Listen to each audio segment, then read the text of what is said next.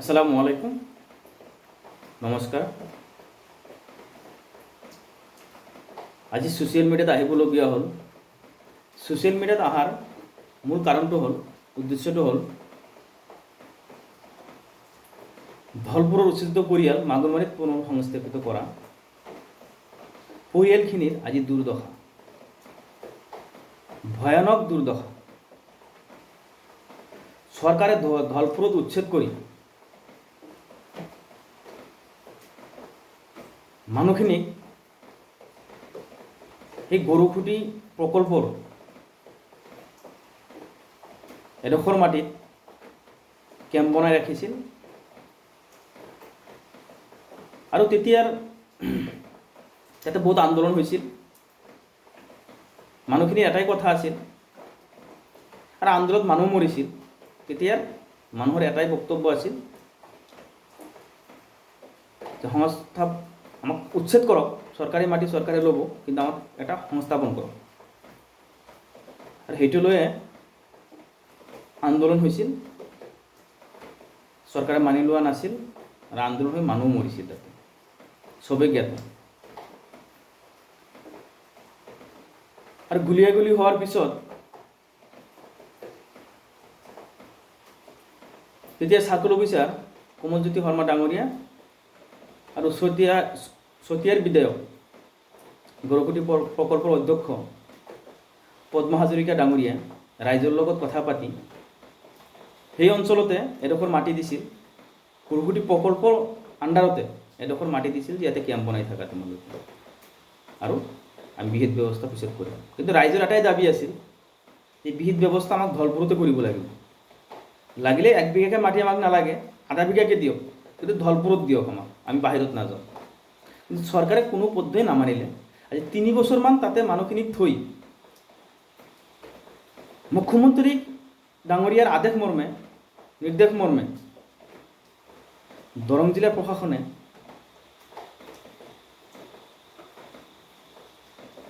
টোকনৰ আধাৰত বিজ্ঞানসন্মতভাৱে তাতে টিম বনাই অফিচাৰ্ছখিনিয়ে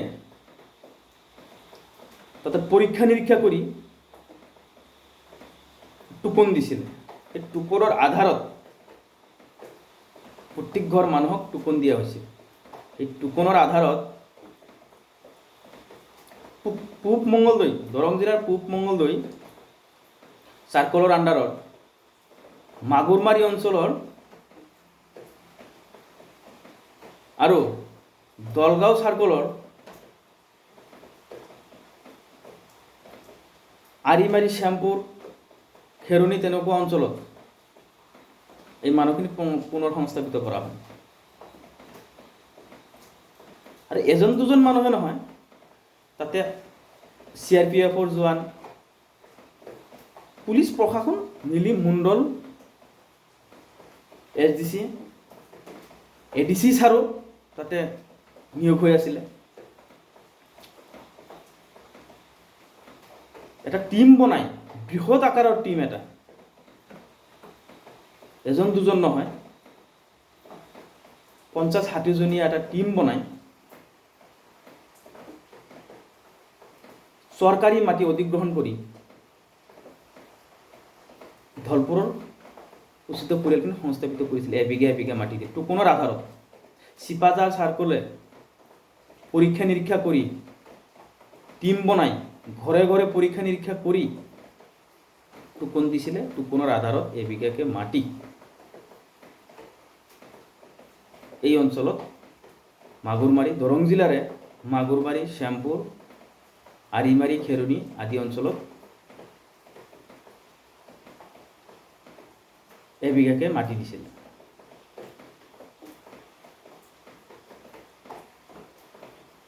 মাটি অধিগ্ৰহণ কৰি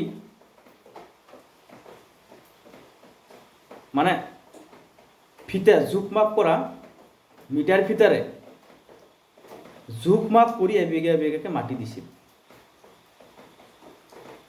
ধলপুৰৰ মানুহখিনি এই ইয়াৰে লোকেল চাৰ্কলৰ এই টোকনৰ আধাৰত এবিঘা টোকন ৱাইজ প্লট বনাই, প্লট নাম্বাৰ বহাই এইটো মাটি দিছিল। কিন্তু পুলিচ প্ৰশাসনে চৰকাৰে এই মাটি দি আগদিনাখন দি যোৱাৰ পিছদিনাখনে তাৰে লোকেল মানুহখিনিয়ে এটা হাৰাশাস্তি, ধলপুৰৰ মানুহখিনি তাতে নতুন আহিছে, ইমান কথাও ক'ব নাজানে আৰু কথা ক'বলৈ ইমান সাহসো নাই, যিহেতু নতুন এটা জেগা। লোকেল মানুহৰ পিছদিনাৰ পৰাই লোকেল মানুহৰ এটা ভয় ভাবুকি। লোকেল মানুহ বুলি ক'লে গোটেইখিনি নহয়, 60% মানুহ যথেষ্ট সহায় কৰিছে, ক'বই লাগিব, যথেষ্ট সহায় কৰিছে ধলপুৰৰ মানুহখিনি। আৰু 30-40% এটা মানুহ এই মানুহখিনিক ভয় ভাবুকি দেখুওৱা আৰম্ভ কৰিলে। ফাৰ্ষ্ট টাইমত ইমান নাছিল, 10% মানুহে এনেকুৱা ভয় ভাবুকি দিয়া আৰম্ভ কৰিছিলে, যিবিলাক আমাৰ মাটি চৰকাৰে দিলেই হ'ব নেকি, আমাৰ মাটি আমি নিদিওঁ, তহঁতে ক'ত যাবি যা, এনেকুৱা ধৰণৰ এটা ভয় ভাবুকি। তহঁতক মাৰিম কাটিম, তহঁতে কিমান দিন তহঁতৰ ওচৰত পুলিচ থাকিব, পুলিচ গৈছিল তহঁতক এটা এটাকৈ মানে কাটিম, এনেকুৱা ধৰণৰ বিভিন্ন ধৰণৰ এটা অত্যাচাৰ আৰম্ভ কৰিছিলে। তেতিয়াৰ পৰাই আমি চাৰ্কল অফিচাৰ, পুলিচক, প্ৰশাসনক, DC ছাৰক ইত্যাদি ইত্যাদি, দৰং জিলাৰ পুলিচ প্ৰশাসনক তেতিয়াৰ পৰাই আমি লিখিত আকাৰৰ পৰা আৰম্ভ কৰি মৌখিক আৰু অৱগত হাজাৰ বাৰ অৱগত কৰা হৈছে, কিন্তু কোনো সুব্যৱস্থা আজিলৈকে নল'লে।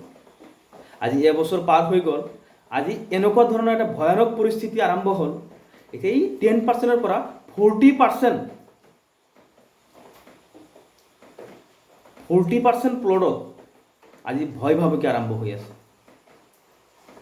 আজি 40% মাটিত 40% এই এবিঘা মাটিৰ উচ্চৰিত গৰাকীয়ে আজি এটা গছ ৰোপণ কৰিব পৰা নাই সেই মাটিডোখৰত। কাৰণ এডাল গছ ৰোপণ কৰিবলৈ গ'লে এই লোকেল মানুহখিনি আহি কিনে বাধা আৰোপ কৰে, দা জোং লাঠি লৈ আহে আৰু তহঁতক মাৰিম কাটিম, এতিয়া আছে তোক ৰাতি আহি কাটি থৈ যাম। মানুহখিনিয়ে ভয়তে তাতে এটা ঘৰ বনাব পৰা নাই, এনেকুৱা অৱস্থা হৈ আছে, ঘৰ বনাব দিয়া নাই, খালি কান্দিছে মানুহখিনি। আৰু আইনৰ আশ্ৰয়ৰ বাহিৰে একো নাই। পুলিচ প্ৰশাসনৰ মুখৰ ফালে চাই আছে, বহুত অৱগত কৰোৱা হৈছে এই বিষয়ে, পুলিচ প্ৰশাসনৰ নিমাত হৈ আছে। ক'ৰবাত যেন এনেকুৱা লাগিছে যে পুলিচ প্ৰশাসন নিমাত কিয় হৈ আছে। কেতিয়াবা এনেকুৱা ধৰণৰ মানে পৰিস্থিতি হৈছে বা আমি শুনা পাই আছোঁ মানুহৰ মুখে মুখে যে সেই মানুহখিনিক পৰা বোলে পুলিচ প্ৰশাসনে বোলে এই মানে চাৰ্কল অফিচাৰে হওক, তেনেকুৱা প্ৰশাসনৰ মানুহে লাখ লাখ টকা লৈছে না কিবা লৈছে, এইবিলাক আমি নাজানো, মানুহৰ মুখৰ কথা, ৰাইজৰ মুখৰ কথা। আজি এবছৰ পাৰ হৈ গ'ল, এনেকুৱা ধৰণৰ ভয় ভাবুকি, এটা গছ ৰোপণ কৰিব পৰা নাই, মানুহখিনি কেনেকৈ জীয়াই থাকিব। আৰু পুলিচ প্ৰশাসনৰ পৰা কোনো ব্যৱস্থা নলয়। বহুত এজাহাৰ দিয়া হৈছে, বহুত ধৰণৰ দৰখাস্ত দিয়া হৈছে, মৌখিকভাৱে আবেদন কৰা হৈছে, আজিলৈকে দৰং জিলা পুলিচ প্ৰশাসনে একো ব্যৱস্থা লোৱা নাই। এই মানুহখিনিৰ অত্যন্ত দুৰ্দশা। আজি মানুহখিনি খাব পোৱা নাই, আজি মানুহখিনি ঘৰ বনাব পৰা নাই, আজি এবছৰ হৈ গ'ল। তাতে কেম্পত 3 বছৰ 2.5 বছৰমান থাকি আহিছে, তাতে কোনো কামত যাব পৰা, হাজিৰা কৰিব যাব পৰা নাই। এই পৰিয়ালখিনিৰ অৱস্থা কি হ'ব এতিয়া? নাখাই মৰিব। আৰু ইমান দুৰ্বল পৰিয়ালখিনি, তাৰে লোকেল মানুহখিনিয়ে চৰকাৰে কৈছে এইটো চৰকাৰী ভূমি বুলি কৈছে, আৰু চৰকাৰী ভূমি বুলি কৈ খালে বিলে পথাৰৰ মাজেদি প্লট বনাই ধলপুৰৰ মানুহক বহাইছে। আৰু সেই মাটিত আজি লোকেল মানুহখিনি কৈছে এইবিলাক আমাৰ মাটি। যদি লোকেল মানুহৰে মাটি হয়, চৰকাৰে মাটি বুলি কৈ কিয় বহালে? দৰং জিলা প্ৰশাসনে কিয় বহালে? যদি চৰকাৰী মাটি নহয়, চৰকাৰী মাটি বুলি কৈ কিয় বহাইছে ধলপুৰৰ মানুহখিনি আনি এই মাগুৰমাৰী অঞ্চলত? কিয় বহাইছে? আৰু যদি চৰকাৰী মাটি হয় এনেকুৱা ধৰণৰ ভয় ভাব কি, মাৰিম কাটিম এনেকুৱা ধৰণৰ কথা আহি ঘৰত কৈ থৈ যায় লোকেল মানুহখিনিয়ে। লোকেল মানুহখিনি বুলি গোটেইখিনি নহয়, মই কৈছোঁ এতিয়াও 30-40% মানুহ, 60% মানুহ এতিয়াও সহায় কৰে। কিন্তু 30-40% মানুহ আছে এতিয়াও ঘৰত আহি ধমকি দিয়ে, এডাল গছ ৰোপণ কৰিব নিদিয়ে, আৰু কয় যে ৰাতি আহি মহিলাক উঠাই লৈ যাম, তহঁতে কি কৰিবি, কাটি থৈ যাম, গল কাটিম, কোনে চাই চাম। এনেকুৱা ধৰণৰ ভয় ভাব কি যে ধলপুৰৰ মানুহখিনি এটা আতংক হৈ গৈছে। আৰু ইয়াৰ পাৰ্চেণ্টটো, এই ধমকি দিয়াৰ পাৰ্চেণ্টটো লাহে লাহে বাঢ়ি আছে। ফাৰ্ষ্ট টাইমত 10% আছিল, তাৰপিছত 20% হ'ল, 30%, আজি 40% পাইছেগৈ। 40% প্লটত আহি আজি দাবী ধমকি দিয়া আৰম্ভ হৈছে। আৰু 20% মাটিত এতিয়ালৈকে, আজি এবছৰ হৈ গ'ল চৰকাৰে সমজাই দিয়া মাটি, আজি এটা গছ ৰোপণ কৰিব পৰা নাই। আজি গছ ৰোপণ কৰি বাধা আৰোপ কৰিছে, দা লৈ আহে মাৰিবলৈ, এটা গছ ৰোপণ কৰিব নোৱাৰিবি। কোন চৰকাৰে দিছে? এইবিলাক আমাৰ মাটি হয়। এতিয়া সিহঁতৰে যদি মাটি হয় চৰকাৰে কিয় দিছে আমাক? আৰু ইয়াৰ এটা সৎ তদন্ত হ'ব লাগে। আৰু যদি সিহঁতৰ মাটি সিহঁতকে দিব লাগে, আৰু যদি চৰকাৰী মাটি এনেকুৱা ধৰণৰ কিয় অত্যাচাৰ চলাইছে তাৰ সুব্যৱস্থা এটা কৰিব লাগে।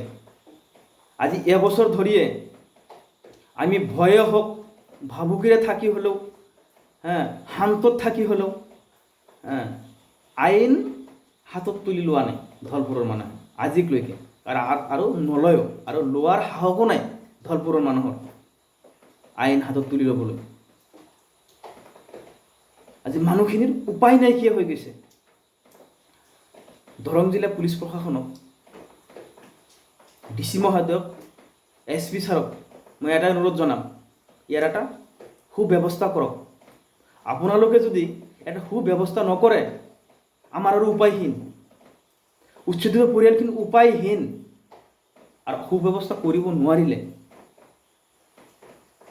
আমাৰ এটাই ৰাস্তা, উচ্ছেদিত পৰিয়ালখিনিৰ এটাই ৰাস্তা, আকৌ টালি টোপোলা বান্ধিব লাগিব,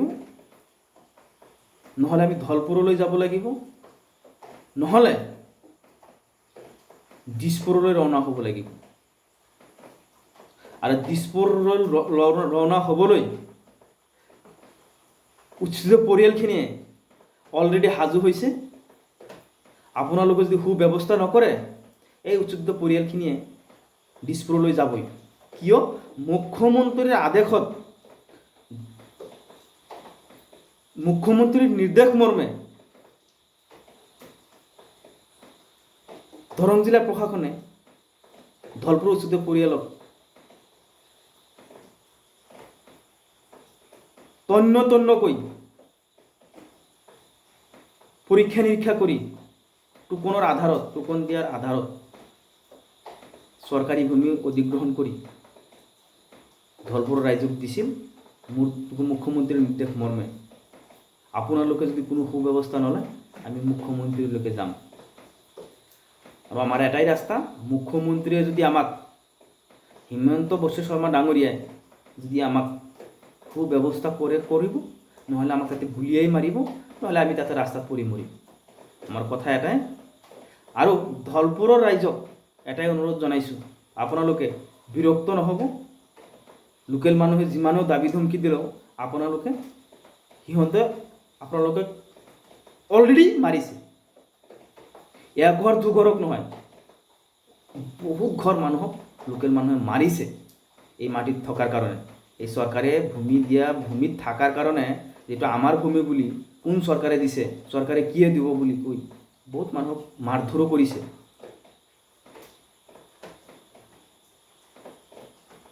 আৰু মাৰধৰ কৰক, আপোনালোকে আইন হাতত তুলি নল'ব। আৰু আপোনালোকে যেনেকৈ একগোট হৈছে এনেকৈ একগোট হৈ থাকক। আমি দিছপুৰ যাম। আমাৰ দৰং জিলা পুলিচ প্ৰশাসনে কি ব্যৱস্থা লয় এইটোৰ মুখৰ ফালে অলপ চাওক। ইমান দিন যদি আপোনালোকে অলপ চাইছে, আৰু দুদিনমান চাওক, নহ'লে আমি দিছপুৰ ল'ম, সবেই মৰিবলৈ সাজু হওক, কাৰণ মৰিব লাগিব, দুদিন পিছতো মৰিব লাগিব, গতিকে আমি এতিয়াই মৰি যাম, কিন্তু এনেকৈ আৰু জীয়াই নাথাকোঁ। ধন্যবাদ সকলোকে।